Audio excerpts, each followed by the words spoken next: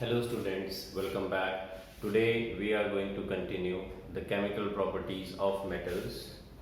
In the last lecture we discussed about reaction of metal with chlorine. So our next property is reaction of metals with hydrogen.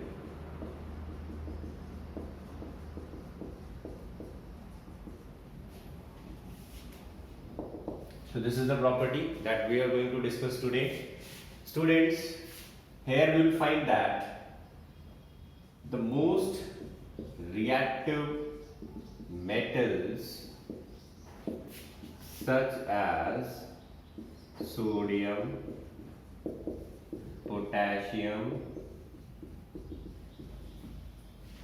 calcium are able to react with hydrogen. This reaction is shown by most reactive metals. This reaction is not exhibited by all the metals. So please make a note of this point. This reaction is not shown by all the metals.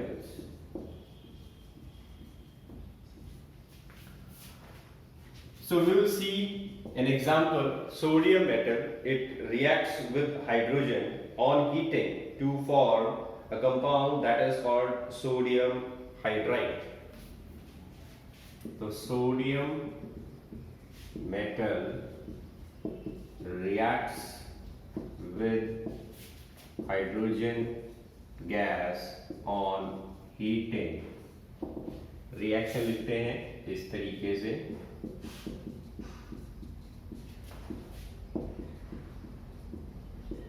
तो यहाँ पर compound जो बनता है that is sodium hydride.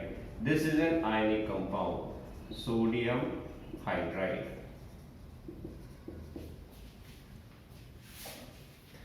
और example देख लेते हैं. पोटेशियम जो है वो भी इसी तरीके से रिएक्ट करेगा हाइड्रोजन गैस के साथ. Similarly potassium reacts with H2 gas on heating. The potassium metal reacts with hydrogen gas on heating to form potassium hydride. This is also an ionic compound.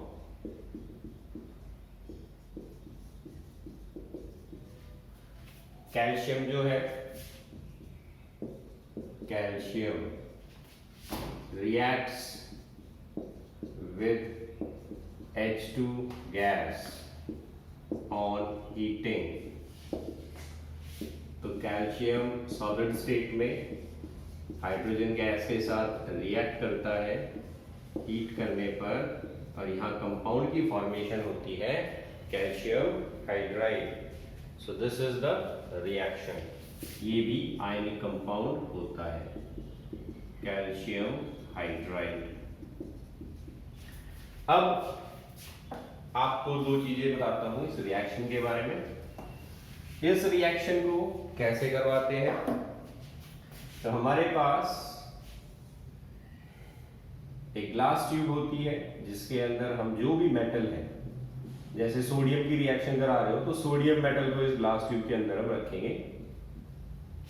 यहां से हम हाइड्रोजन गैस जो है वो ये inlet और ये आउटलेट,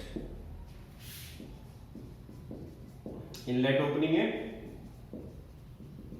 ये आउटलेट ओपनिंग है. यहां से हाइड्रोजन गैस को पास करवाया जाता है और साथ साथ इस मेटल को हम हीट करते रहते हैं. तो इस रिएक्शन को करवाया जाता है इस तरीके से. चाहे सोडियम लेना हो या पोटेशियम लेना हो या फिर कैल्शियम लेना हो, इस ग्लास ट्यूब के अंदर मेटल को चेंज करते रहिए, मेटल को गर्म करते रहिए और उसके ऊपर से हाइड्रोजन गैस जो है ये पास कराते रहिए. तो ये हाइड्रोजन इस मेटल के साथ रिएक्ट करके और हाइड्राइड्स की फॉर्मेशन करती रहेगी. ये जो हाइड्राइड्स बनते हैं इस रिएक्शन में, ये सभी कैसे होते हैं? Ionic compounds. So also make a note of this statement. The hydrides formed in this reaction are ionic compound. एक और इंपॉर्टेंट बात, ये वो कंपाउंड्स है जिसमें hydrogen negative oxidation state show करता है. इन these compounds hydrogen show -1 oxidation state. इसके अलावा हाइड्रोजन जो है वो आपको सभी कंपाउंड्स में +1 ऑक्सीडेशन स्टेट शो करता हुआ दिखेगा, लेकिन ये ऐसे कंपाउंड्स हैं जिसमें हाइड्रोजन की ऑक्सीडेशन स्टेट -1 होती है, न कि +1. तो ऐसा किस लिए हुआ? क्योंकि ये सबसे ज्यादा रिएक्टिव मेटल्स होते हैं, एल्कली मेटल्स, और इनकी सबसे ज्यादा टेंडेंसी होती है इलेक्ट्रॉन लूज करने की. तो हाइड्रोजन जो कि कुछ प्रॉपर्टीज नॉन मेटल्स के जैसे भी शो करता है, इस वजह से एल्कली मेटल्स से वो इलेक्ट्रॉन एक्सेप्ट कर लेता है. तो यहां पर आप ये भी स्टेटमेंट लिखेंगे कि alkali metals act as strong reducing agent due to their strong ability to lose electrons. As a result, hydrogen gain electron and show -1 oxidation state. Full stop. ये हम नोट कर चुके हैं कि कंपाउंड्स आयनिक बनते हैं इस रिएक्शन के अंदर. तो ये हो गई बच्चों reaction of metal with hydrogen. तो इसमें सभी मेटल्स रिएक्शन शो नहीं करते, बल्कि first group that is alkali metals और एल्कलाइन अर्थ मेटल में से कैल्शियम और मैग्नीशियम भी रिएक्ट कर लेता है हाइड्रोजन के साथ. तो ये हो गई हमारी प्रॉपर्टी. इसके बाद में आ जाते हैं हम नेक्स्ट प्रॉपर्टी पे, रिड्यूसिंग नेचर. अभी जिसकी हमने बात की, reducing nature of metals. Metals की रिड्यूसिंग नेचर होती है. तो रिड्यूसिंग नेचर का मतलब क्या है? रिड्यूसिंग नेचर जुड़ा हुआ है इस वर्ड से, रिडक्शन. और जैसा कि हम स्टडी कर चुके हैं, रिडक्शन किसको बोला जाता है? गेन ऑफ इलेक्ट्रॉन को. Gain of electron is called reduction. और ऑक्सीडेशन किसको बोला जाता है? Loss of electron. अब देखो बच्चों, हम बात कर रहे हैं मेटल्स की, और मेटल्स के बारे में आप ये स्टेटमेंट हमेशा याद रखना, metals have strong tendency to lose electrons. Metals के अंदर इलेक्ट्रॉन लूज करने की टेंडेंसी जो है वो ज्यादा होती है. तो कोई भी मेटल अगर इलेक्ट्रॉन लूज करेगा, इसका मतलब उसका ऑक्सीडेशन होगा. Since metals generally lose electron, hence they undergo oxidation. तो भाई जो भी इलेक्ट्रॉन लूज करता है उसका क्या होता है? ऑक्सीडेशन होता है. तो जैसे कि हम ये एग्जांपल ले लेते हैं कि सोडियम मेटल है। कैसे पता चला? क्योंकि सोडियम के अंदर इलेक्ट्रॉन लूज करने की टेंडेंसी बहुत ज्यादा होती है। तो ये जो इलेक्ट्रॉन इसने लूज कर दिया, ये इलेक्ट्रॉन कोई दूसरा एटम या कोई दूसरा एलिमेंट जो है वो एक्सेप्ट कर लेगा। तो यहां पर हम एक नॉन मेटल ले लेते हैं। नॉन मेटल जो होते हैं उनके अंदर एक्सेप्ट करने की टेंडेंसी ज्यादा होती है। They have a strong tendency to accept electrons. तो हमने एक नॉन मेटल ले लिया, क्लोरीन। क्लोरीन जब इलेक्ट्रॉन एक्सेप्ट करेगा तो ये क्या बनाएगा? Cl negative ion. तो देखो बच्चों, यहां पर सोडियम मेटल था, इसका इलेक्ट्रॉन लूज हो गया, तो इसका मतलब सोडियम मेटल जो है इसका क्या हो रहा है? ऑक्सीडेशन। क्लोरीन नॉन मेटल है, ये इलेक्ट्रॉन एक्सेप्ट कर रहा है। इलेक्ट्रॉन एक्सेप्ट जब होता है तो क्या बोला जाता है? Reduction is taking place. अब जो एलिमेंट, जो भी सब्सटेंस इलेक्ट्रॉन लूज कर देता है, that is called reducing agent, क्योंकि इसका जो इलेक्ट्रॉन है वो नॉन मेटल एक्सेप्ट कर रहा है। तो ये सोडियम मेटल इसका रिडक्शन कराने में हेल्प कर रहा है, इसका ये मतलब हुआ। तो इसको क्या बोला जाएगा? This is called reducing agent. दूसरी तरफ ये नॉन मेटल है, इसने इलेक्ट्रॉन लिया। ये इलेक्ट्रॉन कहां से आया? सोडियम के पास था ये इलेक्ट्रॉन, तो सोडियम का क्या हो गया? ऑक्सीडेशन। तो ये क्या कहलाएगा? This is called oxidising agent. इसकी नेचर ऐसी है कि ये इलेक्ट्रॉन अपनी तरफ अट्रैक्ट करता है, खींचता है, दूसरी चीजों से इलेक्ट्रॉन ले लेता है। अब इस चीज को आप ऐसे समझ लो कि ये सपोज इलेक्ट्रॉन जो है वो मनी है, पैसा है। कोई आदमी जो है वो अपना इलेक्ट्रॉन, अपने पैसे जो है वो किसी को उधार दे रहा है।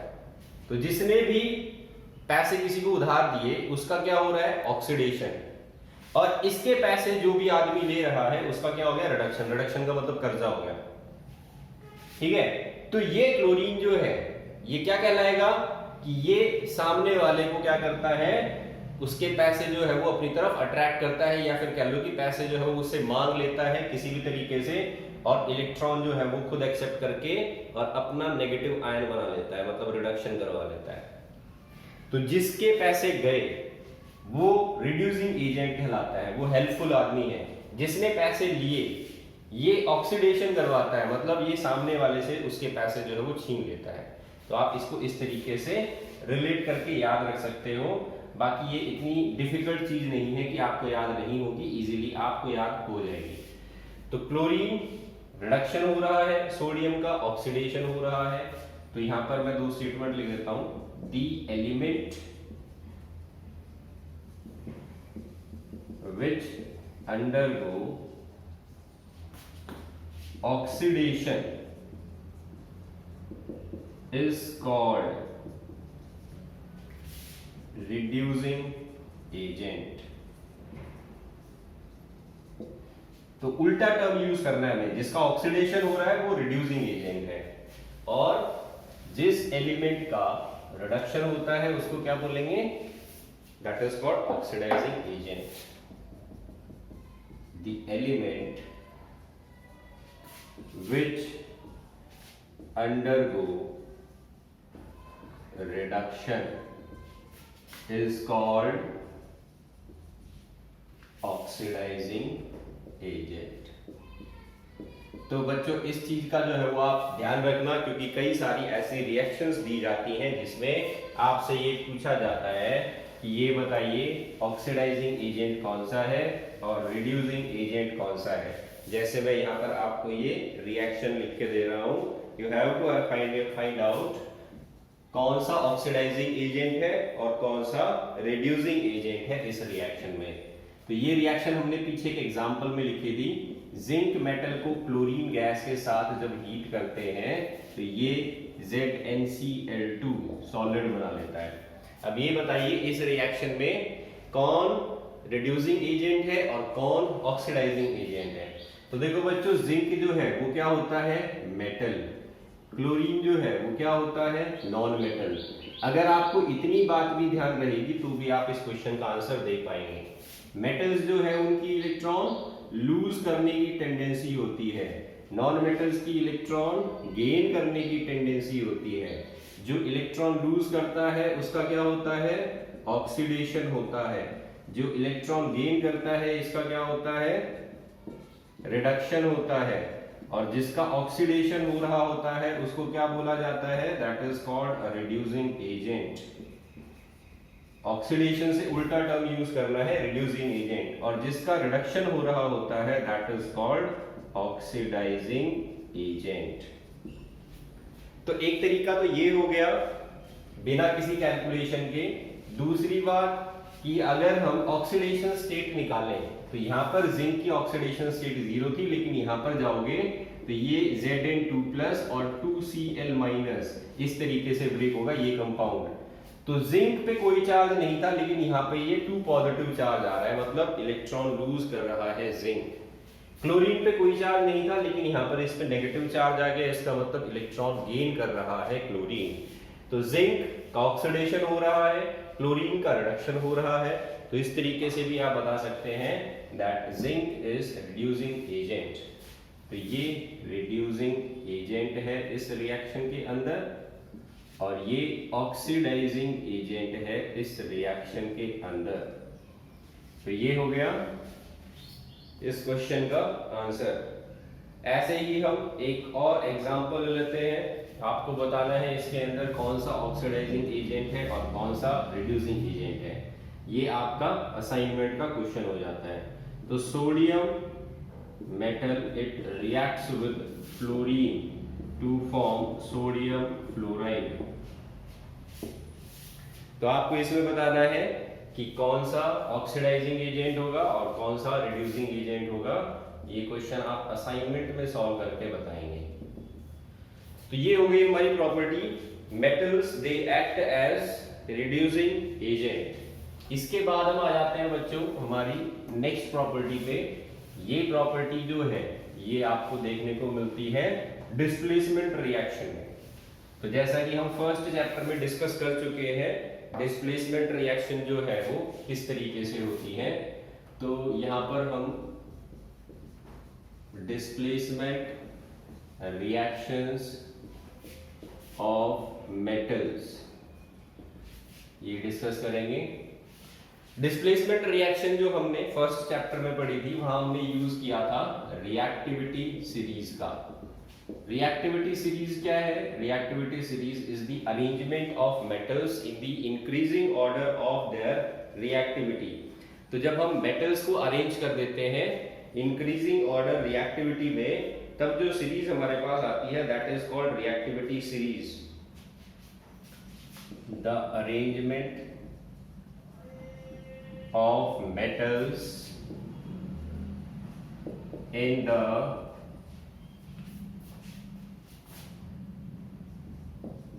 decreasing order of their reactivity is called reactivity series। ये रिएक्टिविटी सीरीज हम कई बार पहले लिख चुके हैं, तो मैं इसको यहाँ पर फिर से नहीं लिखवा रहा, आप वहीं से इसको रेफर कर सकते हैं। तो जैसे बच्चों क्वेश्चन जो है इसके क्वेश्चन एप्लीकेशन बेस्ड बहुत पूछे जाते हैं पेपर के अंदर। अगर आप पुराने बोर्ड के पेपर उठा के देखेंगे तो उसमें भी आपको ऐसे क्वेश्चंस मिल जाएंगे जो पूछे जा रहे हैं इस प्रॉपर्टी से। तो यहाँ पर देखो बच्चों क्वेश्चन जैसे पूछा गया कि zinc metal is placed in copper sulfate solution having blue color.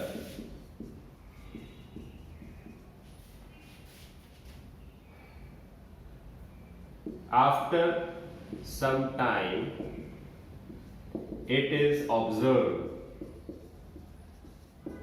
that the color of solution changes. Full stop. Give a reason for this chemical change and write the chemical reaction involved. also specify the type of reaction exhibited। तो ये सवाल पूछा गया इस property से। ये property और ये जो क्वेश्चन है ये हम ऑलरेडी फर्स्ट चैप्टर में डिस्कस कर चुके हैं। तो तुम्हारे पास एक सॉल्यूशन है ब्लू कलर की और ये सॉल्यूशन जो है वो कॉपर सल्फेट की है। तो कॉपर सल्फेट की पानी के अंदर जब सॉल्यूशन बनाई जाती है तो वो ब्लू कलर अटेन कर लेती है, ये बात आपको ध्यान रखनी है। इसमें हमने जिंक मेटल जो है वो डाल दिया और इसको कुछ टाइम के लिए हमने छोड़ दिया। तो कुछ टाइम बाद हमें क्या दिखाई देता है कि ब्लू कलर जो है वो सॉल्यूशन का गायब हो जाता है, डिसअपीयर हो जाता है। तो हमें इस क्वेश्चन में ये पूछा गया है कि इसका कारण बताइए कि डिकलराइज क्यों हो रहा है सॉल्यूशन, और जो भी रिएक्शन हो रही है इस सॉल्यूशन के अंदर वो रिएक्शन भी आप लिखिए, और ये भी बताइए कि ये रिएक्शन किस टाइप की थी, what is the type of this reaction. तो इस क्वेश्चन के अंदर 3 पार्ट हो गए और ये क्वेश्चन इसी वजह से आपको 3 मार्क्स के क्वेश्चन में मिल जाएगा। पहले में आपको रीजन बताना है कि ये रिएक्शन जो है वो क्यों हो रही है, दूसरे में आपको रिएक्शन लिखनी है, और तीसरे में आपको रिएक्शन का टाइप बताना है। तो it is a 3 marks question that was asked in a board exam paper, जो इसी प्रॉपर्टी से रिलेटेड है और इसको हम ऑलरेडी डिस्कस कर चुके हैं फर्स्ट चैप्टर में। तो देखो बच्चों, रिएक्टिविटी सीरीज जब हम देखते हैं तो इसके अंदर जिंक मेटल जो है वो ऊपर लिखा हुआ होता है,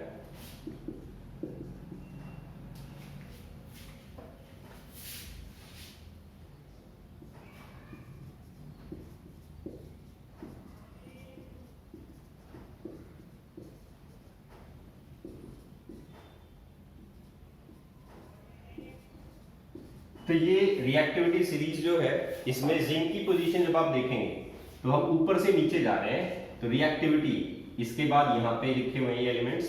तो रिएक्टिविटी नीचे की तरफ क्या हो रही है, डिक्रीज, रिएक्टिविटी डिक्रीजेस डाउन। इसका ये मतलब हुआ जो एलिमेंट ऊपर लिखा हुआ है वो ज्यादा रिएक्टिव है और जो एलिमेंट नीचे लिखा हुआ है वो कम रिएक्टिव है। तो जिंक जो है ये लिखा हुआ है ऊपर और कॉपर लिखा हुआ है नीचे। तो इसका क्या मतलब हुआ, zinc is more reactive than copper.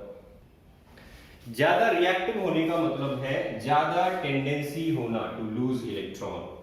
Since zinc metal is placed above copper,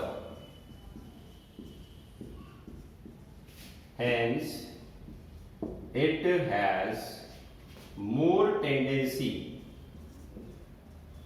to lose electron than copper, or we can say that zinc is more reactive than copper। तो जो मेटल ऊपर लिखे हुए होते हैं उनकी ज्यादा टेंडेंसी होती है इलेक्ट्रॉन लूज करने की, इसी वजह से वो ज्यादा रिएक्टिव होते हैं। ये तो हो गया रीजन। अब रिएक्शन को कैसे लिखोगे, when zinc metal is placed in copper sulfate solution it undergoes oxidation।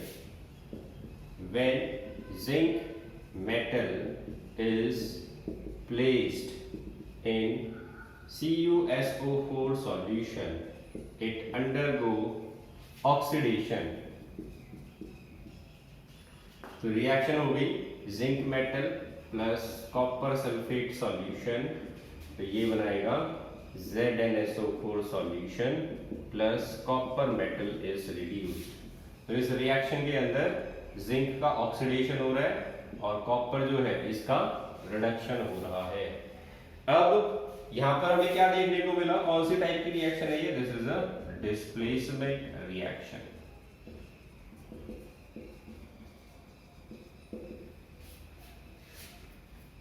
तो ये हो गया इस क्वेश्चन का आंसर, और इस तरीके से आपको जो है वो इस रिएक्टिविटी सीरीज से क्वेश्चन पूछ लिए जाते हैं इस प्रॉपर्टी के अंदर। तो यहां पर आप जनरल स्टेटमेंट लिख लीजिए, metals placed above in this reactivity series displace the metal placed below from their aqueous solution। तो जो मेटल्स ऊपर लिखे हुए होते हैं वो नीचे लिखे हुए मेटल्स को उनके एक्वस सॉल्यूशन से डिस्प्लेस कर देते हैं। अब इसके हम एग्जांपल्स डिस्कस कर लेते हैं। Zinc with copper sulphate solution, तो अभी जो हमने लिखा था एक एग्जांपल तो यही हो गया। Zn plus CuSO4 aqueous solution, it undergo displacement reaction to produce zinc sulfate and copper। Next आ जाता है एक और example,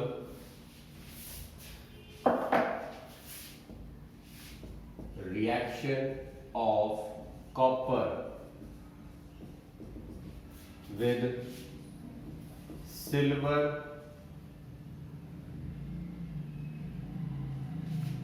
nitrate solution. Silver nitrate solution के साथ कॉपर की रिएक्शन। तो कॉपर मेटल है AgNO3, सिल्वर नाइट्रेट का सॉल्यूशन हमने ले रखा था बीकर में।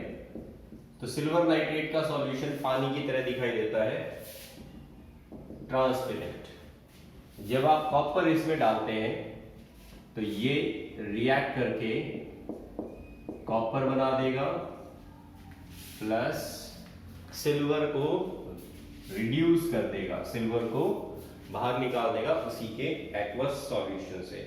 तो ये हो गई रिएक्शन। ऐसे ही एक और रिएक्शन देख लेते हैं, reaction of iron with copper sulphate solution. Reaction of iron with copper sulphate solution. तो देखो बच्चों, आयरन सॉलिड है, इसको हम कॉपर सल्फेट की सॉल्यूशन के अंदर डिप कर रहे हैं। तो यहां पर क्या होगा, डिस्प्लेसमेंट रिएक्शन होगी। क्यों? क्योंकि आयरन जो है वो ज्यादा रिएक्टिव होता है कॉपर से, तो इसी वजह से ये कॉपर को इसके एक्वस सॉल्यूशन से डिस्प्लेस कर देगा। अब कई बार इससे ऐसे क्वेश्चंस भी पूछ लिए जाते हैं, जैसे कि ये लिखा हुआ, प्रेडिक्ट वेदर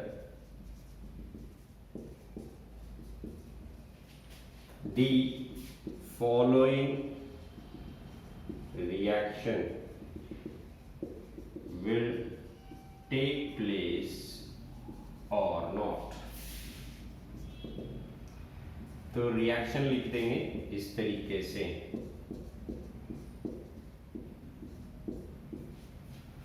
कॉपर मेटल को अगर जिंक सल्फेट सॉल्यूशन में डाला जाए तो क्या बनेगा। तो देखो बच्चों, कॉपर जो है वो एक लेस रिएक्टिव मेटल होता है जिंक से, क्योंकि जिंक की पोजीशन ऊपर रहती है, कॉपर की नीचे है। तो इस वजह से जिंक ज्यादा रिएक्टिव है।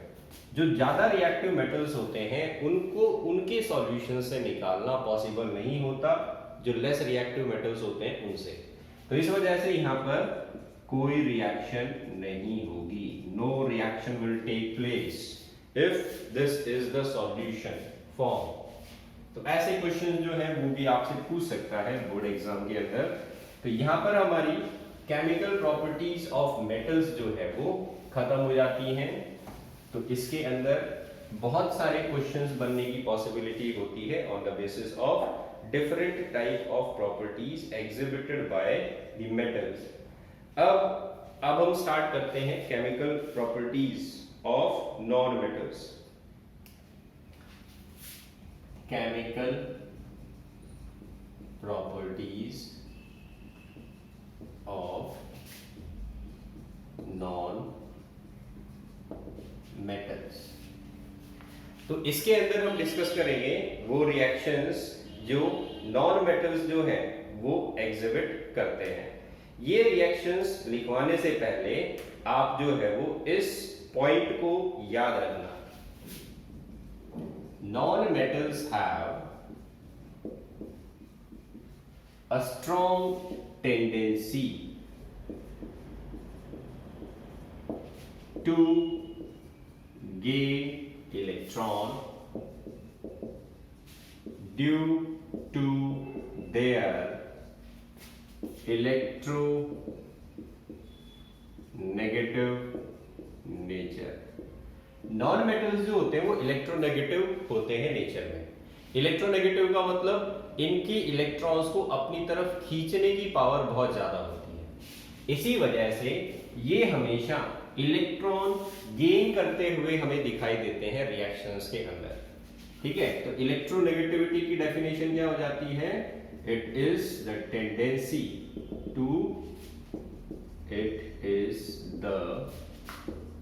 टेंडेंसी टू गेन इलेक्ट्रॉन या फिर टेंडेंसी टू अट्रैक्ट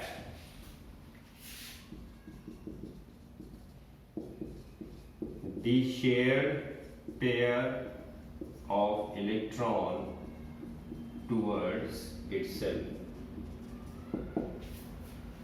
तो इलेक्ट्रोनेगेटिविटी का ये मतलब होता है, और इसी इलेक्ट्रोनेगेटिविटी की वजह से ये इलेक्ट्रॉन्स गेन करते हैं, दे गेन इलेक्ट्रॉन। एग्जाम्पल, अभी आपको एक रिएक्शन लिख के दिखाई थी। क्लोरीन जो है वो इलेक्ट्रॉन गेन करके क्या बनाता है? Cl negative ion. ऐसे ही ऑक्सीजन का एटम जो है वो 2 इलेक्ट्रॉन गेन करके O2 नेगेटिव आयन बनाता है। ऐसे ही सल्फर जो है ये भी 2 इलेक्ट्रॉन गेन करके सल्फाइड आयन बनाता है। फ्लोरीन जो है ये 1 इलेक्ट्रॉन गेन करके फ्लोराइड आयन बनाता है। और कुछ एग्जांपल्स लिख देता हूं यहां पर। नाइट्रोजन जो है वो भी इसी तरीके से 3 इलेक्ट्रॉन गेन करता है और नाइट्राइड आयन की फॉर्मेशन करता है। This is nitride ion. तो इनके साथ इनके नाम भी लिख लीजिए। Cl नेगेटिव का मतलब होता है क्लोराइड आयन, O2 नेगेटिव का मतलब होता है ऑक्साइड आयन, H2 नेगेटिव का मतलब होता है सल्फाइड आयन, F नेगेटिव का मतलब होता है फ्लोराइड आयन, N3 नेगेटिव का मतलब होता है नाइट्राइड आयन। तो ये सभी नॉन मेटल्स हैं क्योंकि इनकी इलेक्ट्रॉन गेन करने की टेंडेंसी ज्यादा होती है, और इसी इलेक्ट्रॉन गेन करने की टेंडेंसी की वजह से हमें इनकी केमिकल प्रॉपर्टीज देखने को मिलती है। तो यहां पर हम लिख सकते हैं due to this ability to gain electron these non-metals react, इसी वजह से ये रिएक्ट करते हैं। तो सबसे पहली प्रॉपर्टी जो हम देख रहे हैं इसकी वो है रिएक्शन विद ऑक्सीजन।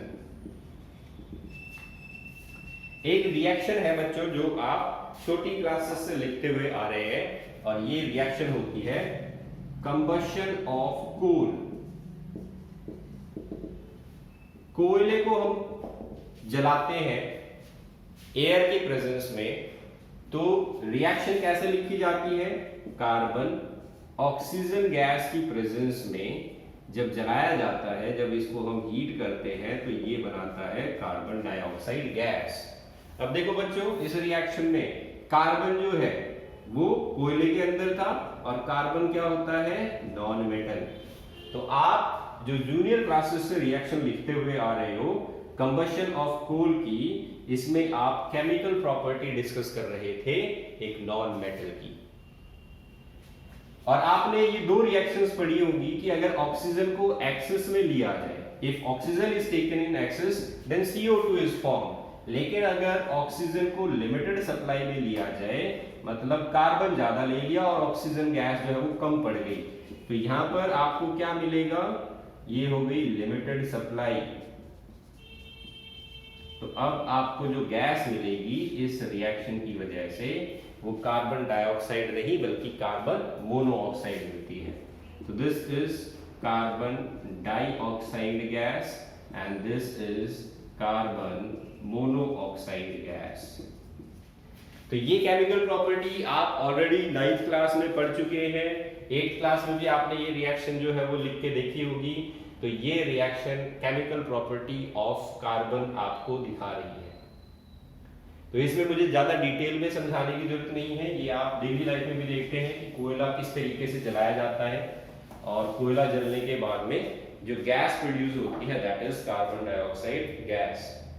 एक और रिएक्शन लिख लेते हैं किसी दूसरे मेटल की, बर्निंग ऑफ सल्फर।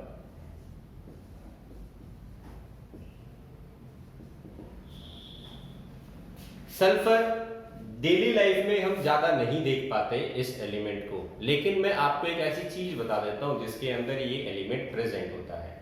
ये एलिमेंट प्रेजेंट होता है टायर में, ट्यूब के अंदर। तो अगर कभी आपने किसी टायर को जलते हुए देखा है या किसी ट्यूब को जलते हुए देखा है तो टायर और ट्यूब बनाने के लिए सल्फर एलिमेंट का यूज होता है। तो बच्चों जब भी टायर जलाया जाता है तो एक बदबू आती है उसके अंदर से, एक कैरेक्टरिस्टिक स्मेल आती है। वो स्मेल जो है वो सल्फर के जलने की होती है। आप जब पॉलीथीन जलाएंगे तो पॉलीथीन में से वैसी स्मेल नहीं आएगी, लेकिन जब आप टायर जलाते हो या टायर की ट्यूब जलाते हो तो उसमें से एक पर्टिकुलर स्मेल आती है। वो स्मेल सल्फर के जलने की वजह से आती है। तो सल्फर जो है इसको मैं लिख सकता हूं S।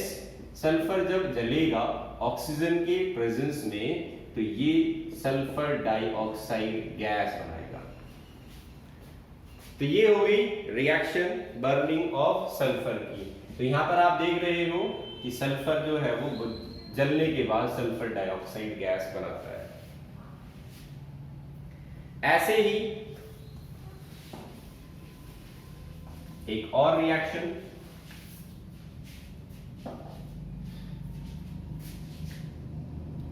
Burning of phosphorus. Phosphorus एक एलिमेंट है, इसको भी जब हम जलाते हैं ऑक्सीजन की प्रेजेंस में तो ये अपना ऑक्साइड बना लेता है, फॉस्फोरस पेंटा ऑक्साइड। और ये फॉस्फोरस पेंटा ऑक्साइड जो है इसको हम लिख सकते हैं इस तरीके से। फॉस्फोरस का फॉर्मूला होता है P4। जब ये जलाया जाएगा ऑक्सीजन गैस की प्रेजेंस में तो ये बनाएगा P4O10। फॉस्फोरस पेंटा ऑक्साइड जो है उसका डाइमर है ये। इसको अगर आप लिखें तो इसको ऐसे लिख सकते हैं P2O5 का होल ट्वाइस। तो एक्चुअल में ये डाइमर होता है और इसका नाम जब लिखा जाता है तो इसका नाम हम लिखते हैं फॉस्फोरस पेंटा ऑक्साइड।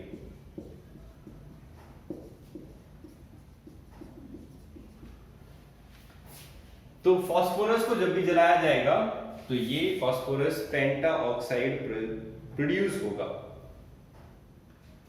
अब इस रिएक्शन के अंदर आप ये बात नोट कर लीजिए कि P4O10 is a dimer of P2O5। इस वजह से इसका नाम फॉस्फोरस पेंटा ऑक्साइड है। तो ये हो गया एक और एग्जांपल जिसमें हम एक नॉन मेटल को एयर के अंदर जो है वो जलता हुआ देख रहे हैं। अब देखो बच्चों, ये जितनी भी रिएक्शंस मैंने लिखी, सबसे पहली रिएक्शन लिखी थी बर्निंग ऑफ कार्बन की, उसके बाद में बर्निंग ऑफ सल्फर की, इसके बाद ये बर्निंग ऑफ फास्फोरस की। अब जो है वो इनके बारे में हम एक प्रॉपर्टी पढ़ चुके हैं।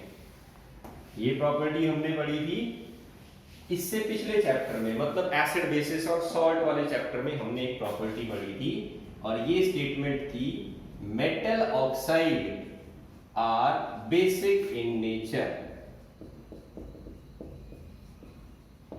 और दूसरी प्रॉपर्टी थी non metal oxide are acidic in nature.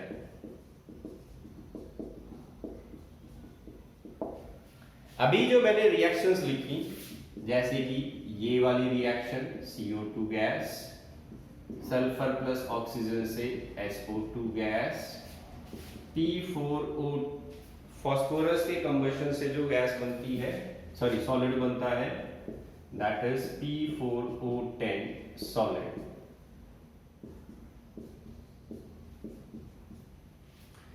इन सभी रिएक्शंस में यहां पर आप देख रहे हो क्या चीजें बन रही है, ये सभी ऑक्साइड्स हैं।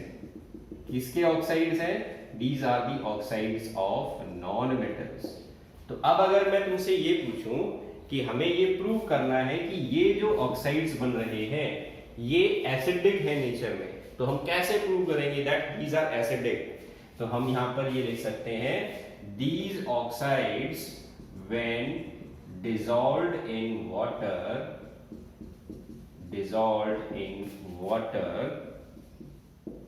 they form acidic solution,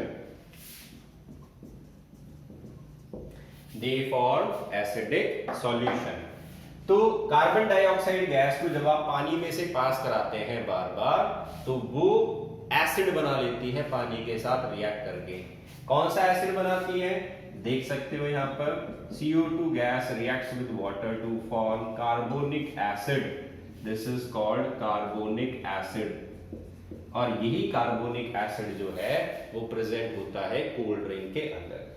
तो CO2 गैस पानी में डिसॉल्व करने पर एक एसिड बना रही है, इस वजह से हम ये कह सकते हैं कि ये कैसा था, ये एक एसिडिक ऑक्साइड था, जिसने पानी जो कि न्यूट्रल होता है, जो ना एसिडिक होता है ना बेसिक होता है, पानी को भी इसने क्या कर दिया, एसिडिक बना दिया। तो इस वजह से इस नॉन मेटल ऑक्साइड को हम एसिडिक जो है वो बोलते हैं कि non metal oxides are acidic in nature. तो आप इस तरीके से प्रूव करते हैं कि इस रिएक्शन में जो भी कंपाउंड बन रहा है that is acidic in nature. ऐसे ही सल्फर डाइऑक्साइड गैस जो है, इसको अगर हम पास कराएं पानी में से, तो ये एसिड बनाती है H2SO3। तो H2SO3 is called sulfurous acid. This is sulfurous acid. तो ये भी एसिडिक कर देता है पानी को, इस वजह से हम ये कह सकते हैं कि दिस इज एसिडिक ऑक्साइड, क्योंकि यहाँ पर एसिड बन रहा है पानी के अंदर पास कराने पर। ऐसे ही जब आप P4O10 इसको डिसॉल्व करते हैं पानी के अंदर, तो ये भी क्या कर लेगा, ये भी एक एसिड बना देगा। P4O10 प्लस H2O, तो ये H3PO4, this is phosphoric acid, या इसको हम ऑर्थोफॉस्फोरिक एसिड भी बोलते हैं, फॉस्फोरिक एसिड। तो इसका ये मतलब हुआ कि ये एक एसिडिक ऑक्साइड है जिसने पानी को एक एसिडिक सॉल्यूशन बना दिया। तो ये हो गई बच्चों chemical property of non metal, first chemical property जिसमें हमने reaction of non metal with oxygen को डिस्कस किया। आगे की केमिकल प्रॉपर्टी हम नेक्स्ट लेक्चर में डिस्कस करेंगे।